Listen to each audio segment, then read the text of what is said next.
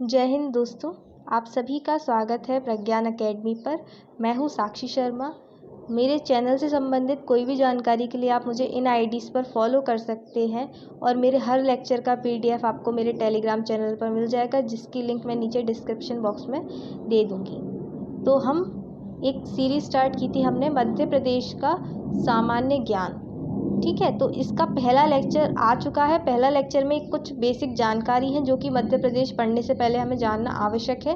तो अगर आपने वो लेक्चर नहीं देखा है तो मैं एक बार रिक्वेस्ट करूँगी आप वो लेक्चर ज़रूर देख लें। उसके बाद में आज से हम स्टार्ट कर रहे हैं मध्य प्रदेश का भूगोल, क्योंकि देखिए किसी भी क्षेत्र की बारे में पढ़ने से पहले कि उसका इतिहास क्या रहा है, उसकी अर्थव्यवस्था किस चीज़ पर डिपेंड करती है, कैसी है, क्या क्या उसके मतलब काफ़ी सारे जो कैरेक्टरिस्टिक्स हैं वो क्या हैं, विशेषताएं क्या हैं, तो उससे पहले जानने के लिए हमें सबसे पहले उसका भूगोल पढ़ना पड़ता है। यानी कि वहाँ कितनी वर्षा होती है, क्या उसका तापमान रहता है, औसत तापमान रहता है, या फिर क्या क्या क्या उसके जो भौतिक चीज़ें हैं ऐसी कौन सी जिनसे वो वहाँ का क्लाइमेट चेंज हुआ है, क्लाइमेट कैसा है, ठीक है। तो ये सब चीज़ें डिपेंड करती हैं, ठीक है। तो अब इनके बारे में पढ़ने के लिए हमें पहले मध्य प्रदेश के भूगोल को पढ़ना पड़ेगा अच्छे से। तो आइए स्टार्ट करते हैं।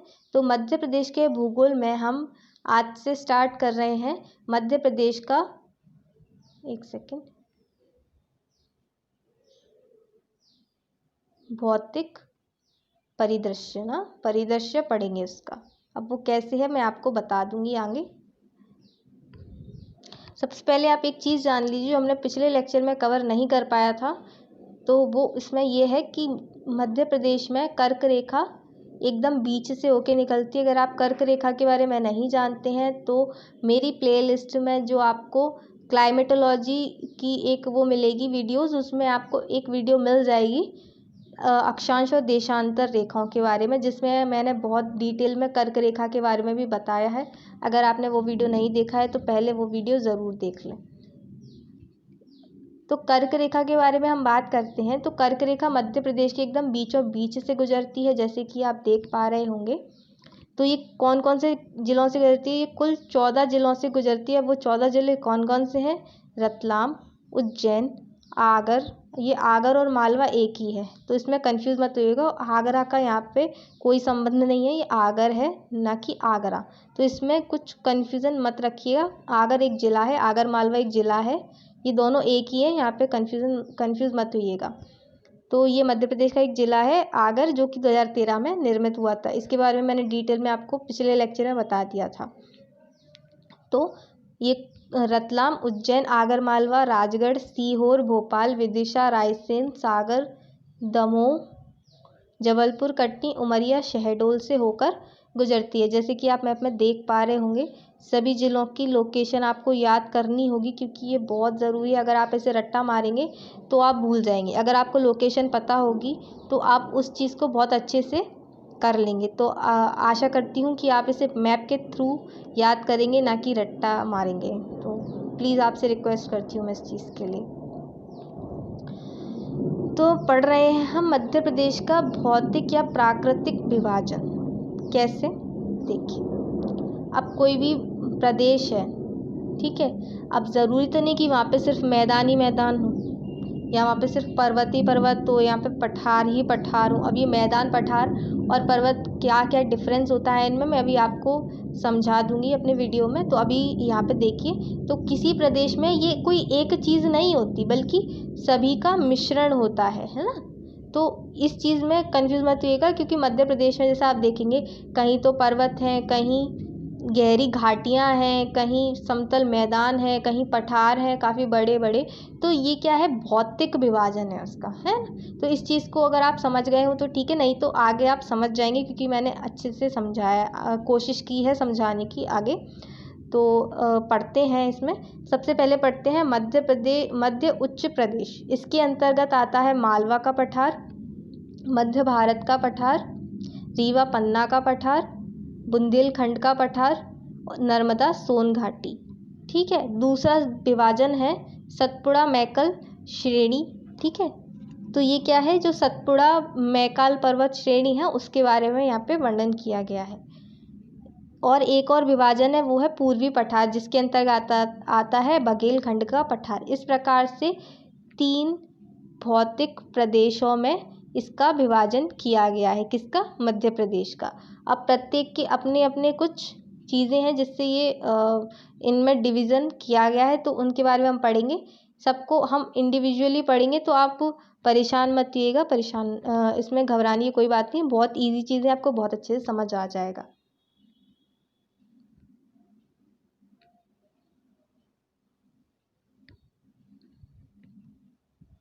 तो देखिए, जैसे कि मैं बात कर रही थी, अभी हमने बात की थी मध्य प्रदेश का भौतिक विभाजन, उसमें हमने ये कुछ चीज़ें पढ़ी थी, तो उन्हें ही मैं आपको मैप में दिखा देती हूँ। सबसे पहले बात करते हैं ये वाला क्षेत्र, है ना, ये एक विभाजन है जिसमें आता है मध्य उच्च प्रदेश। दूसरा था हमारा सतपुड़ा मैकल श्रेणी, और तीसरा था बघेलखंड का पठार। तो इसमें कंफ्यूज मत होइएगा, मैं आपको बहुत कोशिश कर रही हूँ अच्छे से समझाने की, प्लीज़ ध्यान से समझिएगा। तो देखिए, ये वाला क्षेत्र है, ये पहला विभाजन हो गया, ठीक है।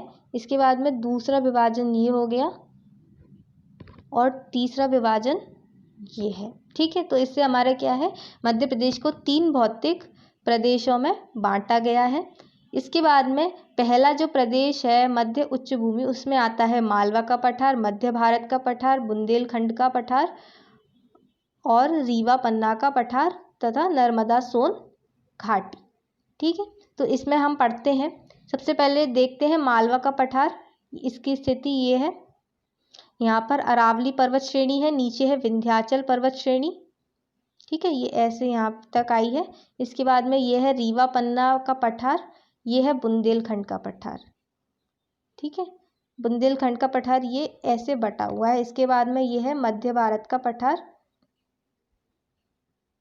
ठीक है, आपको आई थिंक समझ आ रहा होगा, ये है मध्य भारत का पठार, ठीक है। तो इनके बारे में हम पढ़ते हैं डिटेल में।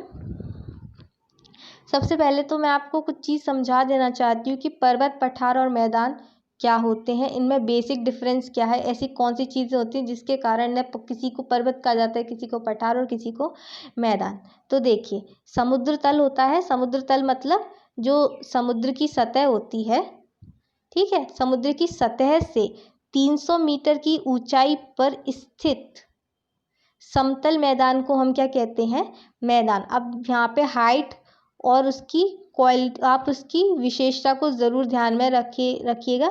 क्या है, एक तो ये 300 मीटर ऊंचा है, दूसरा कैसा है, समतल है, ठीक है। इसके बाद में हम बात कर, तो प्लेन यानी कि मैदान, ठीक है।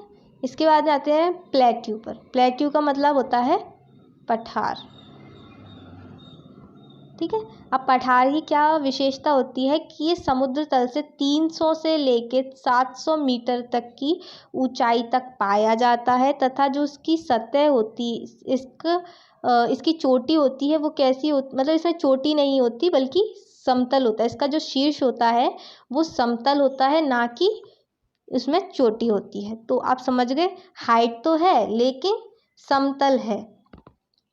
अब आप मुझे नीचे कमेंट बॉक्स में कमेंट करके बताएंगे कि विश्व का सबसे ऊंचा पठार या प्लेट्यू कौन सा है, वो कहाँ स्थित है और उसकी हाइट क्या है, ठीक है। याद से नीचे कमेंट बॉक्स में ज़रूर बताइएगा मुझे, ठीक है। ये पठार है, 300 से 700 मीटर की हाइट, प्लस जो उसकी सतह, जो उसका शीर्ष है वो कैसा है, समतल है। समझ गए प्लेट्यू क्या होता है या पठार किसे कहते हैं।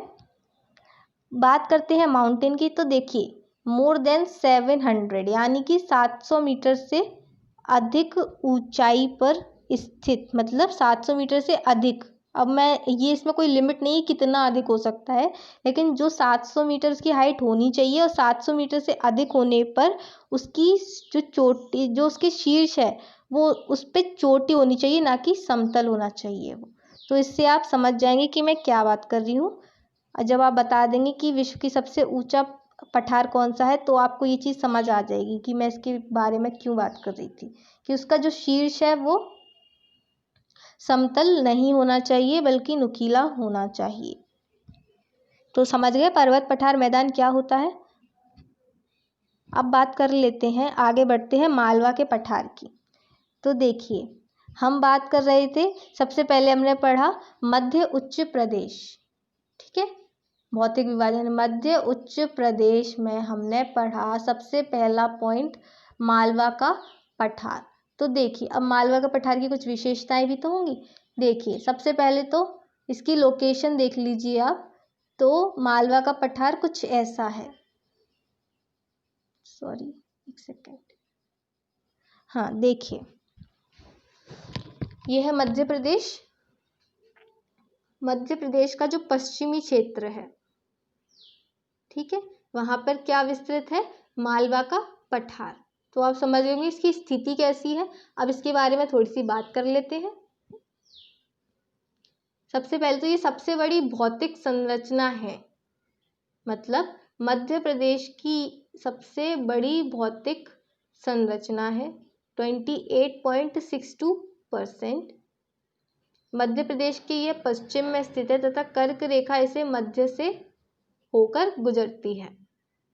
तीसरा पॉइंट है, ये दक्कन ट्रैप की बेसाल्ट चट्टानों से बना हुआ है। अब ये दक्कन ट्रैप की बेसाल्ट चट्टानें क्या होती हैं, जैसे आपने देखा होगा मध्य प्रदेश का भारत का एक हिस्सा ऐसे निकला हुआ है नीचे की तरफ। तो जो ये वाला क्षेत्र है ना, ये पूरा क्षेत्र है, ये दक्कन ट्रैप से निर्मित है। यानी कि यहाँ पर एक सेकेंड, ये वाला क्षेत्र है, ये दक्कन ट्रैप से निर्मित है। यहाँ पे क्या हुआ था, काफी पहले यहाँ पर ज्वालामुखी क्रियाएं हुई थी। ज्वालामुखी क्रियाएं कैसे, जो लावा है उसका दरारी उद्भेदन हुआ था। अब दरारी उद्भेदन क्या होता है, एक तो क्या होता है, एक तो ऐसे उससे माउंटेन से कोई ज्वालामुखी फूट पड़े ना, एक सेकेंड बताती हूँ आपको, या तो कोई ज्वालामुखी पर्वत हो उससे ज्वालामुखी निकल जाए, ठीक है,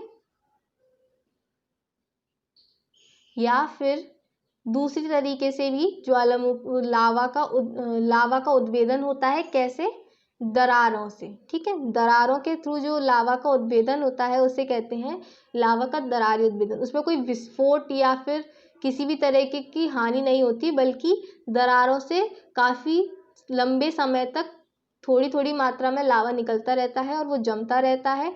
जमते रहने के बाद में कुछ कठोर चट्टानों में निर्मित हो जाता है, जिसे कहते हैं बेसाल्ट चट्टानें।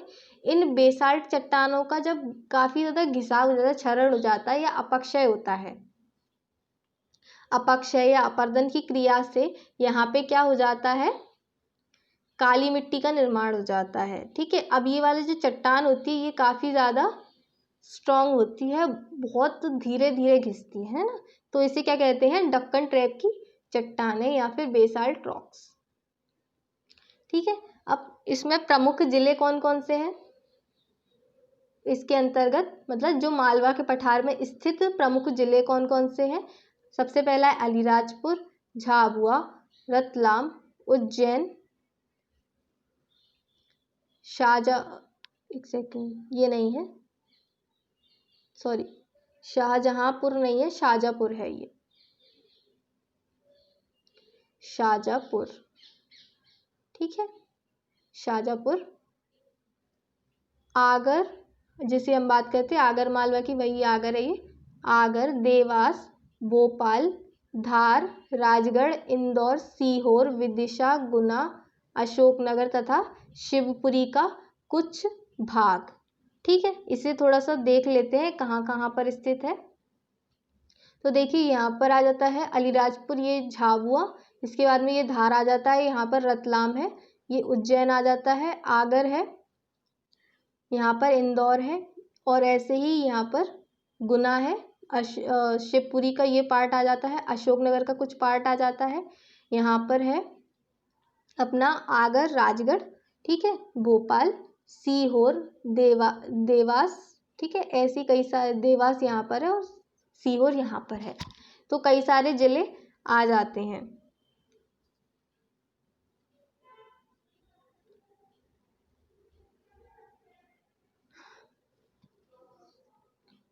इसके बाद में बात कर लेते हैं, इसकी सबसे ऊंची चोटी है सिगार की चोटी, जिसकी हाइट क्या है, 881 मीटर इसकी हाइट है। सिगार की चोटी सबसे ज़्यादा ऊंची चोटी है, ये स्थित है विंध्याचल पर्वत श्रेणी में। अब जैसे कि आपने देखा होगा थोड़ा मैप, तो उसमें आपने देखा होगा कि जो विंध्याचल पर्वतमाला है वो ऐसे निकल के चली जाती है ना, तो यहाँ पर ही स्थित है, यहाँ पर स्थित है सिगार की चोटी, जो सबसे ज़्यादा ऊंची चोटी है किसकी, मालवा के पठार की, ठीक है। इसके बाद में बात कर लेते हैं, यह नर्मदा तथा यह नर्मदा तथा चंबल के बीच जल विभाजक का कार्य करता है कैसे। देखिए, आप सभी को पता है कि यहाँ पे से नर्मदा नदी निकलती है और यहाँ पर से चंबल नदी ऐसे निकल जाती है और यहाँ इटावा में जाके किससे मिल जाती है, यमुना नदी में। तो क्या है, अब ये मालवा का पठार है तो इतनी हाइट क्रिएट कर देता है कि यहाँ का पानी सिर्फ चंबल में चला जाता है और यहाँ का जो पानी है वो नर्मदा में चला जाता है, ठीक है। तो आप देख पा रहे हैं यहाँ पे थोड़ी उठी हुई भूमि है, फिर यहाँ पर थोड़ा स्लोप है इस तरफ, तो आपको समझ आ रहा होगा कि मैं किस तरीके से बात कर रही हूँ। यहाँ पे से जो चंबल नदी जा रही है और ये नर्मदा है, तो इसके जो जल है, ठीक है, जल विभाजक क्या होता है, एक ऐसा क्षेत्र होता है, दो जल राशियों के बीच एक ऐसा क्षेत्र होता है जो कि कुछ उठा हुआ हो तथा उनके जल को सेपरेट कर देता हो, मतलब आपका जल आप रखो, हमारा जल इधर ही रहेगा, ठीक है। तो आप समझ पा रहे होगे कि नर्मदा का जल है, मतलब यहाँ के जो क्षेत्र का जल है वो नर्मदा में ही जाता है और यहाँ के जो क्षेत्र का जल है वो सिर्फ चंबल में जाता है, ना कि नर्मदा में। तो आप समझ रहे होंगे मैं क्या कहना चाह रही हूँ। तो ये कुछ फैक्ट्स थे जो आपको समझ आ गए होंगे। अब कुछ और चीज़ें हैं यहाँ पे, यहाँ काली मिट्टी की बहुलता है। अब मैंने बताया था कि यहाँ पे क्या है, ये बेसाल्ट चट्टानों से बना हुआ है, जिसके क्षरण के बाद किसका निर्माण होता है, काली मिट्टी का, ठीक है, ब्लैक सॉइल का। ब्लैक सॉइल काफ़ी फर्टाइल होती है, जिस कारण यहाँ पर कपास की, सोयाबीन की, चना की तथा गेहूं की खेती प्रमुख रूप से होती है, ठीक है। तो अब काली मिट्टी क्यों होती है ये भी पता चल गया, और काली मिट्टी में कौन कौन सी फसलें होती हैं, कपास, सोयाबीन, चना तथा गेहूं, ये भी पता चल गया। तो यहाँ पर ही सबसे ज़्यादा उत्पादन इसी कारण होता है इन सब चीज़ों का। दूसरी चीज़ है, यहाँ औसत तापमान 40 से 42 डिग्री सेल्सियस या सेंटीग्रेड होता है, ठीक है। और यहाँ पे जो औसत वार्षिक वर्षा होती है, मतलब साल भर की जो औसत निकाला जाता है, तो उस वर्षा में कितना औसत आता है, 75 to 125 सेंटीमीटर, यानी कि 75 से 125 सेंटीमीटर वर्षा यहाँ पर होती है। तो हमने बात कर ली मालवा के पठार के बारे में। तो मैं कुछ यहीं पर आपको, थोड़ा समय की कमी है इस वजह से मैं बाकी की चीज़ों को कल पढ़ाऊँगी, तो आप परेशान ना होएं, आपका सारा सिलेबस कंप्लीट करा दिया जाएगा। इसके साथ ही मैं आपको डेली कुछ क्वेश्चंस दूंगी, जो आप नीचे कमेंट बॉक्स में मुझे प्लीज़ उसका आंसर करें, क्योंकि मैं भी देखना चाहती हूँ कि आप कितना पढ़ रहे हैं उस मेरे लेक्चर से, या कहीं से भी जहाँ से भी पढ़ रहे हैं। तो देखिए कुछ क्वेश्चंस हैं, इसमें पहला है मध्य प्रदेश की अक्षांशीय और देशांतरी स्थिति बताइए। दूसरा है जनसंख्या की दृष्टि से मध्य प्रदेश का कौन सा स्थान है भारत में। तीसरा है 2011 की जनगणना के अनुसार मध्य प्रदेश का सबसे छोटा जिला कौन सा है, और मध्य प्रदेश में कुल जिलों की संख्या कितनी है। ये काफ़ी बेसिक क्वेश्चन है, आई थिंक ज़्यादातर लोगों को नहीं आते होंगे, ज़्यादातर लोगों को आते होंगे। जिन लोगों को नहीं आते वो मेरा पिछला लेक्चर ज़रूर देखें। पिछले लेक्चर में मैंने इन सभी चीज़ों के बारे में काफ़ी विस्तार पूर्वक आपको समझा दिया है, तो आप सभी पहले वो लेक्चर ज़रूर देख लें और हो सके तो इन क्वेश्चंस का आंसर देने की कोशिश करें।